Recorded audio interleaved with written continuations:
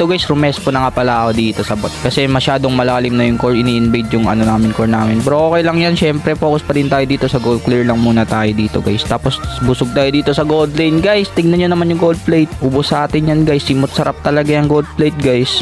Angas talaga ng sarap maging marksman guys pag ganito yung ano no. Tingnan nyo, panoorin nyo guys. Tignan nyo naman yan. Simot sarap talaga yung gold plate guys. Tapos yung 1-1 dito, level 3 pa lang ako, level 4 na guys. Ganon, gigate-keep lang natin yan guys. Hindi makakalabas yan, hindi makakaporma sa atin yan guys. Anduga talaga nung carry guys. Tignan nyo naman to guys. Hindi talaga makakaporma dito yung 1-1 guys. Gawin kaduga talaga si carry. Tapos ang malala pa dito guys, kawawa talaga yung 1-1 kasi hindi siya dinadalawan dito nung Matilda tsaka nung nung Cornela or kahit yung support lang man. Yung Nana guys, stay lane talaga nakakaurat talaga yung gantong kampi guys. Tignan nyo naman, level 6 na ako dito. Tapos yung 1-1 level 4 pa lang guys. Tapos nag-turtle na kami dito guys. Sumama na ako din sa turtle guys. Syempre dagdag damage na din yan kasi hindi naman na wala na